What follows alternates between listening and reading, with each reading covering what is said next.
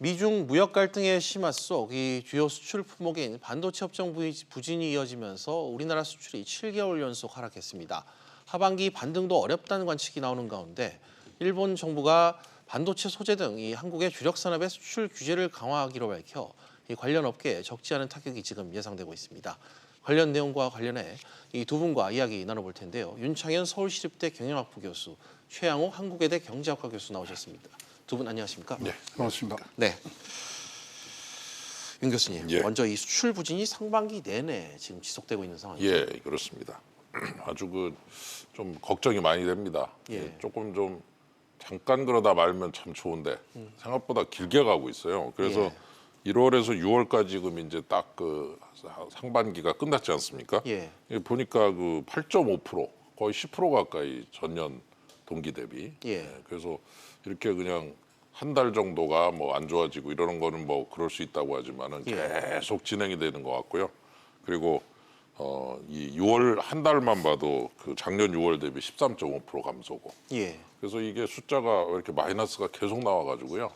우리나라가 원래 이제 수출이라고 하는 것을 기본으로 이제 깔고서 있는 경제라서 예. 그 경제의 본질이 좀 걱정이 되는 면이 있어서 우리나라에 수많은 공장들이 있지 않습니까? 예. 그 공장들이 다 이제 돌아가야 저 쉽게 말해 물건이 팔려야 돌아가는데 물건이 갑자기 안 팔리기 시작하고 좀 줄어들고 예. 이러면 이제 공장들이 이제 설비를 가동시키지 못하면 다음에는 이제 일자리가 줄어드니까 그렇죠. 아주 걱정이 많이 됩니다. 하반기 첫날부터 좋지 않은 이 수출 성적표를 받아들인 그런 모습인데요. 예. 주 원인을 꼽자면 최 교수님 역시 이 반도체일 것 같은데요. 그렇네요. 가격 하락폭이 워낙 크다 보니까 이 전체 수출 금액까지 끌어내린 게 아니냐 이런 지적이 있는데 어떻게 분석하십니까? 지금 이제 13.5%라고 말씀해 주셨는데 반도체를 빼고서 예. 얼마나 감소되는 걸 재봤더니 4.8%밖에 안 돼요. 아, 그러니까 그만큼 이제 반도체 비중이 크고요. 예. 작년에 우리가 2.7% 경제 성장률 했는데 반도체가 성장률의 기여도는 1.4%입니다. 아. 그러니까 반보다 높은 상황인데 사실 근데 이렇게 이제 뭐 말씀하신 대로 가격 하락이 주 원인인데요. 예. 좋은 소식은 하나 들려드릴까요? 물량은 좀 늘었습니다. 다소. 예, 다소 늘었고요. 지금 뭐 아시다시피 도시바에서 정전 사고가 났어요. 6월 12일 날. 그래서 예. 거기서 한 10만 장 정도 웨이퍼가 이제 줄었고요. 그다음에 뭐 도시바 샤프 JDI는 지금 뭐 거기는 아예 뭐 더 늘릴 생각 안 하고 또 마이크론이라는 데가 있는데 거기도 지금 5% 정도의 감산을 이제 한다는 그런 이제 계획을 발표한 상태에서 예. 물량은 약간 늘었는데 이 정도 감산하고 그다음에 뭐 정전 사고가 나고 이러면요. 2년 전 사태를 우리가 보면은 가격이 40% 정도 오르거든요. 네. 근데 전혀 안 오르고 있어요. 그렇다면 아직까지도 재고가 굉장히 많기 때문에 조금 더 반도체 부진은 조금 더 이어지지 않겠느냐 그런 전망들을 내놓고 있습니다. 예, 최 교수님께서 지금 반도체 분야의 부진을 지적을 해주셨지만 윤 교수님 사실 이 반도체 외에도 석유화학, 예. 이 석유 제품 같은 이 다른 주력 수출 품목의 흐름도 이번에 좋지 않은 것으로 나왔죠. 예, 반도체가 마이너스 25%, 그다음에 석유화학도 마이너스 24%, 네. 석유 제품 마이너스 24%, 뭐 이렇게 나와요. 그래서 예. 아주 그냥 화끈합니다. 그래서 숫자들이 이렇게 막 그냥 25%씩 감소하는데 네. 단가 같은 경우에 이제 아까 최 교수님께 지적해 주셨지만 반도체 단가가 한 33% 하락한 걸로 나오는데 예. 석유화학 단가는 한 17% 정도. 그러니까 이제 거의 단가 하락이 거의 대부분의 주된 요인이 되니까 결국 이제 숫자 팔리는 물건의 개수는 비슷한데 예. 물건의 값이 떨어져 가지고 이제 전체 물건값 곱하기 수량 해가지고 팔한 매출의 금액이 줄어든 거니까 액이 줄어드는 걸로 나오니까 그나마 이게 그 개수까지 그대로 줄었으면 큰일 날 뻔했는데 개수는 그래도 좀 유지가 되는 모습이라서 예. 나중에 혹시 물건값이 오르면 이제 가격은 다시 오를 것이다. 뭐 이런 이제 생각을 해볼 수는 있는데 예. 어쨌건 당장 내가 파는 돈이 줄어드니까 네. 그거에 대해서야 뭐 우리가 좋은 얘기를 할 수가 없는 거죠. 하면서 손해를 볼 수밖에 없는 그렇죠. 그런 그런 구조를. 면이 있어서 앞으로 좀 상당히 진행이 되는 추이에 따라서는 걱정이 많이 됩니다. 네, 최 교수님. 대외 여건도 지금 녹록치 않은 상황이잖아요. 네. 이 미중 무역 분쟁 뭐 잠시나마 봉합이 되는 모습이긴 합니다만 이 중간재를 수출하는 뭐 여러 기관에서 지적하는 우리나라, 한국 이 덩달아 피해를 보고 있지 않습니까? 상황이 좀 어떤가요? 저는 좀 다른 시점에서 보는데요. 사실 그럼 이제 중간재 수출이라는 건 이제 중국을 향한 이제 네. 수출이 많은 분량을 차지하는데요. 뭐 물론 중국하고 미국이 합해서 40%, 그다음에 25%의 중국의 그런 이 차지율이 있습니다만은 사실 우리가 1월부터 4월까지 보면요. 중국에 파는 걸 100억 달러 정도를 못 팔았어요. 예. 근데 미국에는 240억 달러를 더 팔았습니다. 이게요. 그래서 저는 지금 뭐 합리적 의심을 하기 시작한 게 과연 이게 미중 무역 전쟁 탓이냐, 그걸로만 돌려야 되느냐, 이거에 대해서 좀 의문이 있고요. 사실 이제 완성제라든가 최종제에 대한 수요가 미국에서 증가가 되면은 우리도 여기서 빨리 벗어날 수 있는 부분이 있다고 봐집니다. 물론 반도체라는 게 경기를 항상 주기를 타는 그런 산업이다 보니까 예. 지금 그런 것이 겹쳐서 그러지만 절대로 미중 무역 전쟁에 전적으로 우리가 원인을 붙이면 안 되고요. 그러는 와중에 우리 수출 는 것들도 많아요. 자동차요. 7년 만에 최고로 많이 늘었습니다. 네. 바이오헬스 많이 늘었습니다. 선박 많이 늘었습니다. 그래서 현재 지금 이 우리 뭐 전체를 아우르고 정책을 만드시는 분들이 이 미중 무역 전쟁에 몰입이 돼서 그쪽만 보시지 말고 어떻게 하면 다변화할 건가. 물론 중국과 이런 데 아세안 쪽에는 수출이 줄었습니다만은 중남미하고 CIS 쪽에는 또 굉장히 많이 늘고 있습니다. 그래서 답들을 아시거든요. 예. 그래서 뭐 이런 것들이 잘 조화롭게 갈 수 있는 방향들이 좀 나왔으면 하는 바람이 더 큽니다. 아무래도 기존 우리 경제 구조에서 잘하는 부분이 줄었기 때문에 이런 우려가 있겠지만 또 다른 측면에서 늘어나는 부분도 있다. 이런 많죠. 부분을 네. 좀 지적을 하신 것 같습니다. 임 교수님, 예. 문제는 앞으로의 수출 전망이 여전히 불투명하다는 데 있을 것 같은데요. 예. 반도체의 단가 하락 하반기에도 개선될 가능성은 좀 없는 건가요? 글쎄 그 반도체도 저 한 올해 초쯤부터 벌써 떨어진다 소리 뭐 지난해부터 예. 나왔었는데 사실 제가 그 전망치라고 하는 것이 참 무의미하다는 생각도 드는 예. 게 분명히 7월 1일부터 오른다고 하는 데도 있었어요.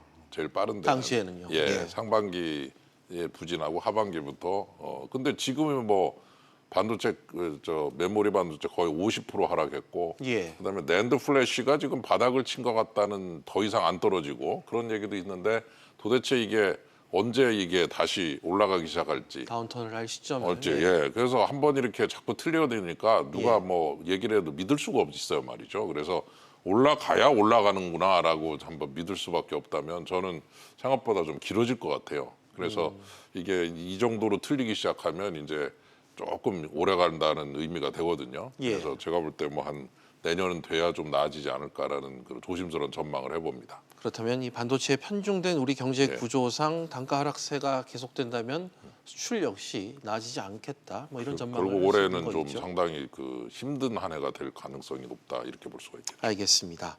최 교수님 또 하나 여쭙겠습니다. 물론 이번 이 G20에서 지난 주말 열렸던 이 미중 정상이 만나 대화를 재개하긴 했습니다만 아직까지는 협상 타결까지 불확실한 이 경제적 환경이 놓여 있는 건 맞는 거죠? 임시 봉합했다는 말이 맞을 것 같습니다. 예. 그래서 임시 봉합적으로 하고 이제 협상을 재개한다 그랬는데 뭐가 하나 빠졌어요.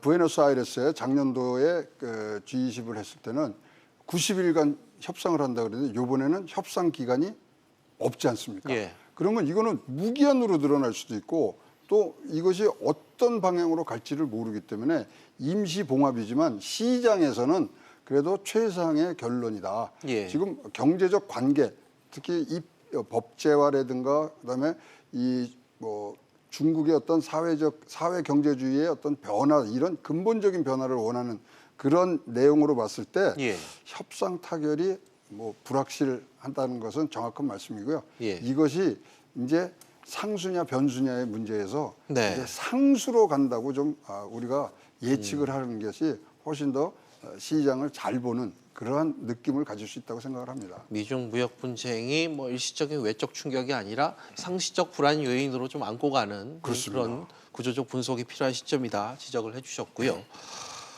임 교수님 이런저런 이 상황 탓에 국내의 연구기관들이 수출 회복 시점을 줄줄이 지금 지연시키고 있습니다. 예. 앞서도 말씀하셨던 예. 반도체 사례도 그렇고 예. 하반기에도 부진한 흐름이 좀 이어질 것 같은데 좀 전문 기관들도 그렇고 교수님께서는 개인적으로 좀 어떻게 판단을 하고 계신가요? 예, 저도 뭐 비슷한 생각을 하고 있습니다. 아까 최 교수님께서 이제 G20 그 정상회담 얘기를 하셨는데 예. 거기에 보면 끝날 때 이제 그 공동 성명이라는 걸 발표하는데 네. 제가 한번 그 런던에서 이제 영국에서 개최될 때 한번 런던이 아니고 이제 저 맨체스터 저 다른 지방 도시였는데 갑자기 예. 생각이 안 나 죄송합니다. 그래서 그 거기에서 개최됐을 때 가보니까 공동 성명을 그 실무진들이 굉장히 그 신경을 써서 만들더라고요. 예. 예. 그래서 그 공동 성명이라는 것이 그 회의의 말하자면 결과물. 도대체 이 영상들이 합의한 어떤 그 공통 분모들을 하나의 문장과 다양한 표현으로 써서 내보내는데 이번에 좀 놀란 거는 반보호무역주의에 대해서 반대한다는 게 없어져 버렸어요. 그러니까 쉽게 말해서 보호무역주의 그냥 하자라고 하는 쪽으로 예. 이렇게 슬쩍 눈구렁이 넘어가듯이. 예. 예. 그래서 제가 굉장히 놀란 거는 항상 G20 처음 만들어질 때부터 금융위기 이후에 만들어져서 지금까지 진행되면서 예. 그때마다 공동성명에서 보호무역주의는 배제하자, 자유롭게 그리고 예. 어떤 그 무역 장벽을 줄이자, 적어도 느리지 말자 이런 얘기 계속했는데 이번엔 그런 게 슥 빠져버렸어요. 역시 미국이 세구나. 그러면 이제 아까 말씀하신 대로 미중 갈등이라의 문제가 아니라 이제는 다른 나라들도 에이 뭐 큰 나라들이 보호무역 하는데 뭐 나도 할 수 있는 거 아니야? 뭐 이렇게 그냥 예. 그러니 담 넘어가듯이 넘어갈 수 있는. 예. 그래서 그 부분을 생각해 보면서 아 이게 분위기가 바뀌었구나.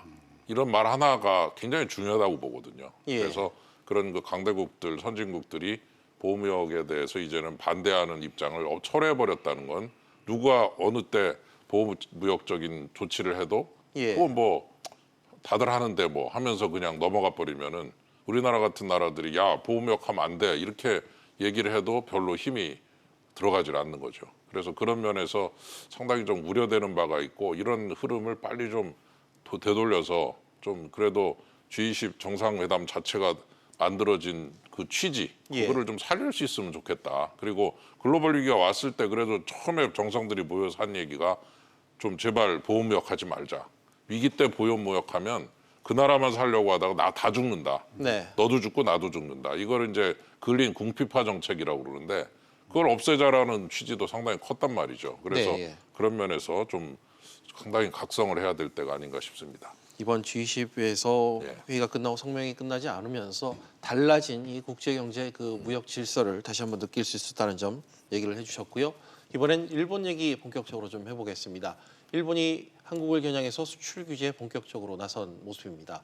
최 교수님, 오늘 좀 우리 산업계의 큰 소식인데 어떤 내용인지 다시 한번 짚어주시죠. 이제 일본에서 이제 한국 대법원이 강제징용에 대해서는 이 배상 관련해서 이제 우리 측 손을 들어주니까 예. 거기에 대해서 소위 말하는 이제 보복적인 그런 부분으로 지금 우리나라의 그런 첨단 산업에 들어가는 세 가지 물질에 대해서 이것을 이제는 우리가 화이트 리스트라 그래서 거기는 네. 뭐 어떠한 서류 절차라든가 허가 절차 없이 그대로 신청만 하면 나오는데 거기서 지금 빼져진 상태입니다. 세 가지는 폴리이미드, 레지스터, 에칭이라 그래서 반도체를 만들고 OLED를 만드는데 아주 필수 소재인데요. 예. 이것이 이제 일본이 90% 정도의 점유율을 갖고 있는 소재들입니다. 이것을 이제 90일 정도에 신청을 한 후에 90일 정도에 심사를 한 후 그다음에 한국에 수출을 하겠다. 그런 내용으로 지금 일본이 들어왔고요. 지금 뭐 한국에서는 사실 이 부분에 대해서는 예. 사실 지난 10월 달부터 나온 얘기입니다. 나왔는데 그래서 제재에 대해서 좀 준비들을 하고 있었던 상황은 맞고요. 그러나 이렇게 G20이 끝나자마자 이것을 실행하리라고는 저희들이 생각을 안 했는데 지금 이것을 내놓았을 때는 여러 가지 뭐 분석들이 많습니다만은 제가 제일 이 마음이 가는 부분들은 7월 21일 날 일본의 참의원 선거가 있거든요. 예. 그래서 국내용으로 굉장히 많이 활용을 하려는 그런 정무적 의도가 있다고는 보여집니다. 정치적 의도가 있는 한국을 향한 경제 제재다 이런 얘기를 개략적으로 해주셨고요. 윤 교수님, 예. 일본의 그 대한국 수출 규제 문제 우리가 왜 이렇게 민감하게 반응하는 겁니까? 기본적으로 이제 저 반도체 생산 공장을 한번 제가 가본 적이 있는데 예. 정말 수천 대 기계가 있고 그 하나하나 쫙 기계들 하나하나가 공정을 거치면서 예. 그 재료까지 합쳐서 수만 가지의 재료들이 합쳐지면서 기계에다가 재료에다가 근데 거기에 들어가는 그 두 가지 물질 그 뭐 제가 그 기술자가 아니라서 그렇지만 리지스트라는 물질 그다음에 에칭가스라는 이 물질이 예. 거의 90%가 지금 일본에서 공급이 되고 있는 그래서 예. 다른 데 가서 사올래도 좀 마땅치가 않고 우리나라 내부에서도 만드는데 대량 생산을 못하고 소량 생산밖에 못하는 이런 물질에 대해서 지금 최 교수님 말씀하신 대로 그런 리스트에서 제외하는 방식으로 해서 수출 규제를 시작했다. 그럴 때 예. 우리는 당황스러울 수밖에 없는 거죠. 예를 들어 코카콜라 못 먹으면 펩시콜라 마시면 되는 건데 네. 펩시콜라가 없지 그냥 하나밖에 없다. 그러면 대체제가 그걸 없으니. 대체제가 없으면은 그러면 그쪽에서 그런 식으로 나왔을 때 이게 우리가 가서 항의를 하고 할 여지가 있느냐. 또 하나는 아까 말씀하신 그런 정치적 의도까지 다 포함돼 갖고 막 이걸 막가파식으로 간다고 할 때 네. 거기에 대해서 우리가 무슨 명분으로 그거를 하지 말라 이렇게 얘기할 수 있느냐. 명분이 뭐가 있느냐라는 면에서 우리가 가진 칼이 별로 없다. 이런 면에서 좀 걱정이 많이 되고요. 이렇게 이제 막가파로 가는 것이 역시 아까 말씀드린 G20에 대해서의 분위기, 예. 그다음에 가장 강대국으로서 미국이라는 국가가 아주 뭐 아메리카 퍼스트 그러면서 그냥 하고 싶은 거 다 하고 있지 않습니까? 네. 예, 그래서 그런 부분 분위기가 그대로 일본에 전염이 되고 그 미국과 일본 가까워지고 우리나라, 일본, 미국이 애매하고 예. 특히 일본하고 그거를 틈새를 딱 치고 들어와서 이런 것들을 한번 실험해 보듯이 툭 치면서 한번 어떻게 나오나 보겠다라는 것처럼 느껴져서 상당히 좀 곤혹스러운 상황이다 이런 생각이 듭니다. 근데 말씀을 들어보니까 예. 상당히 이렇게 대응하기가 마땅치 않은 골치 아픈 상황인 것 같은데. 근데요, 이건 100% WTO 제소 사항이에요. 아, WTO 예. 기본 정신에 경제적 외적인 이유로 이런 관세 또는 비관세적인 장벽을 쌓는 것은요. 예. 100% 이거는 지금 하지 말라고 WTO에 돼 있고 예. WTO 제소하면요. 이거 굉장히 우리가 지금 이길 확률이 높습니다. 근데 지금 물량적으로 딱 제한한 게 아니고 심사를 하겠다고 이렇게 놔뒀는데 예. 뭐 일부 신문에서 이런 제목으로 뽑았더라고요. 아베의 자충수, 100% 자충수입니다. 자기네 나라에 이런 거를 생산하는 이 기업들 있잖아요. 네. 우리나라 외에는 팔아먹을 데가 없습니다. 아, 반도체를 우리가 만들기 예, 때문에. 우리가 제일 많이 만들고요. 우리가 뭐 60% 이상을 만들기 때문에 예. 거기도 피해가 크고요. 아니면 대만에서 사줘야 되는데 대만에서도 지금 뭐 별로 사줄 생각이 없거든요. 그렇다면 피해는 자국의 기업에도 갈 수 있는 부분이 많아서 예. 이거는 자충수 중에 자충수고요. 지금 중국 네티즌들이 이거에 대해서 얘기한 게 있어요. 예. 형님이 못된 짓을 시작하니까 동생이 곧바로 따라했다. 미국이 그런 거라니까 일본이 따라했다. 이 말이 아주 빗대서. 이 말이 아주 딱 맞는 것 같습니다. 알겠습니다. 지금의 상황까지 이렇게 좀 빗대서 설명을 해주셨고요. 이대로 윤 교수님, 일본과 계속 대립각을 세우게 되면 아무래도 피해는 뭐 자충수란 얘기도 나왔지만 예, 우리 예. 물론 상대방도 마찬가지 아닐까요? 글쎄 서로 지금 상당히 좀 곤혹스럽고 예. 실제로 그 우리나라 같은 경우는 사실 수출 수입 더해서 GDP로 나눈 게 지금 100% 조금 안 되는 85%. 네. 일본은 한 35%. 그러니까 수출 수입 합쳐서 그걸 대외 의존도라고도 이제 표현합니다만 네. 한마디로 교역량과 GDP 대비 비율이 뭐 아주 압도적입니다. 예, 그래서 물론 아까 말씀하신 대로 일본도 피해를 입고 우리도 피해를 입겠지만 사실 우리 입장에서는 반도체가 또 제대로 된 원료까지 수입이 안 돼가지고 뭐 공장이 쓴다든가 예를 들어 네. 아직 그런 것까지 겹치면 이제 뭐 거의 뭐 최악이죠. 예, 그래서 저는 뭐 이 문제가 이제 정치적으로나 다른 면으로 해결될 거라고 보이는데 예. 다만 아까 최 교수님 얘기하신 WTO도 보면 지금 미국이 그 위원 그 선임을 갖다 지연시키면서 자꾸 WTO를 무력화시키고 네. 있어요. 그래가지고 이 WTO 체제 자체를 좀 이렇게 약화시켜 버려가지고 이제 그 보호무역을 하는 데 있어서 갈림돌이 되는 부분을 좀 제껴놓겠다라는 생각을 많이 하고 있어서 예. 이제 그런 것까지 포함해서 보면은 우리가 좀 많은 것들을 좀 고민해서 과거의 문제 뭐 다 지금 문제 다 균형 있게 봐야 될 것 같고 현재 또 우리 수출에 이렇게 또 커다란 걸림돌이 된다면 한번 대승적 차원에서 일본과 한번 대화 좀 나눠볼 수도 있지 않느냐. 네. 우선은 또 우리도 먹고 살아야 되니까 네. 예, 거기도 힘들어지지만 그런 면에서 좀 균형 있는 명분과 실리를 동시에 추구하는 좀 좋은 그런 두 마리 토끼를 한꺼번에 잡았으면 하는 생각입니다. 정치적 문제가 얽혀 있다고 공개적으로 이미 밝힌 만큼 좀 대승적 해법이 나오지 않겠느냐 이런 얘기도 해주신 것 같습니다. 연관지어서 최 교수님, 네. 이런 방침과 움직임이 우리나라를 향해서 계속된다면 일본이 어떤 식으로든 국제사회로부터 좀 비판의 메시지도 받을 것 같은데 어떻게 보세요? 근데 사실 일본이 갖고 있는 것은 예, 기본적인 생각이 밑에 깔려 있는 게요. 경제적 정한론이라는 게 굉장히 그 뭐 소위 말하는 그 정책을 이끌고 가는 사람들 속에 있습니다. 경제적으로 한국을 정복해야 된다. 그래서 사실 일본이 가장 쓰기 좋고 파괴력이 큰 거는 금융입니다. 그래서 이제 아직까지 거기까지 안 갔지만 사실 LCD라든가 이 자동차 전장이라든가 TV 갤럭시까지 다 사실은 거의 90% 이상의 소재 그다음에 원천 기술에 대한 의존도가 있습니다. 예, 그러나 그런 부분들을 자기네들이 이 뭐 정치화하고 이런 외적인 문제로 경제 외적인 문제로 다룬다는 것은 사실 옆집의 이웃인데 예. 사실 경쟁자이면서도 굉장히 산업적으로 연관성이 많거든요. 그런 부분을 스스로 타파하는 그런 부분이 되기 때문에 사실 뭐 이 언론에서 얘기하는 정무적인 그런 판단 이외의 것이 안 들어갔으면 하고요. 근데 사실 이렇게 해서 자기네들이 뭐 이제 소재를 안 주잖아요. 예. 그럼 이제 생산을 좀 못 하잖아요. 그럼 어떻게 되겠습니까? 재고가 소진이 돼요. 예. 지금 삼성 같은 경우는 한 14조 정도의 지금 재고가 있고요. 하이닉스도 5조에서 7조 되는데 재고가 소진이 되면 그 다음에 오는 게 뭐겠죠?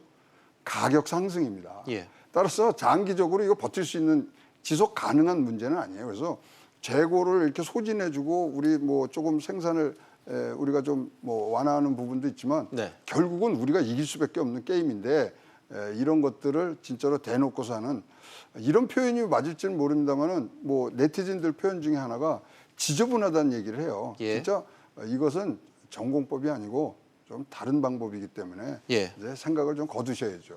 의도가 있었던 공격이었기 때문에 어떤 식으로든 매듭이 지어질 필요가 있다. 마지막으로 윤 교수님께 좀 여쭙겠습니다. 정부의 움직임, 대응 예. 방향이 좀 상당히 궁금한데요. 예. 어떤 카드를 좀 검토하고 있을지 궁금한데 한 말씀 부탁드립니다. 글쎄요, 뭐 제가 이제 당국자는 아니지만 이제 뭐 곤혹스럽겠죠. 예. 외교적 문제와 그다음에 경제적 문제가 합쳐져 있고 보호무역주의가 지금 상당히 기승을 부리고 있는 상황도 있고. 예. 그래서 이제 그런 분위기 속에서 이제 이런 문제가 생길 때 이거를 대응하는 방법은 역시 저는 유연성이라고 생각을 합니다. 네. 너무 하나의 그 명분만을 가지고 접근하면은 부러지듯이 부러지니까 조금 유연한 접근을 하는 것이 좋지 않겠는가. 물론 그렇다고 무조건 백기 들고 나가라는 뜻은 전혀 아닌데 예. 다만 이제 일본이 왜 저러나 하는 부분을 좀 잘 파악을 해가지고 그거를 가지고 유연한 쪽과 함께 일본의 약한 부분을 살짝 건드리는 식으로 해서 주고받고 하는 부분을 잘 찾아보면 분명히 카드가 있거든요. 근데 이거를 강하게 부딪히는 파열음을 내기 시작하면은 제가 볼 때 우선 우리나라 주식시장이 못 견딜 것 같아요. 주가부터 폭락을 하고 예. 그 다음부터 우리 경제에서 이제 상당한 또 부작용이 예상이 되거든요. 아까 금융 말씀하셨지만 97년도에 일본 은행들이 우리나라에서 10월에 80억 달러를 빼갔거든요. 예. 그게 금융 위기, 이 외환 위기의 시작이었다는 지적도 많습니다. 그 당시에 이제 일본하고 사이가 안 좋았거든요. 예. 그래서 어떤 때는 좀 강하게 가더라도 어떤 때는 또 중간으로 가고 이러면서 그 조절을 강약 조절을 잘 하는 것이 외교와 정책의 본질이 아니냐. 그런 의미에서 저는 그 정부에 대해서 강경 위주보다는 강과 온을 병행하는 유연성을 가지고 접근하는 것이 이번 사태를 해결하는 데 있어서 아주 중요하다. 이런 생각을 해봅니다. 알겠습니다. 강대치는 경제적으로 파열음만 낼 뿐이다. 강온 조절이 필요하다. 이런 말씀해 주셨습니다. 오늘 말씀 두 분 여기까지 듣도록 하겠습니다. 감사합니다.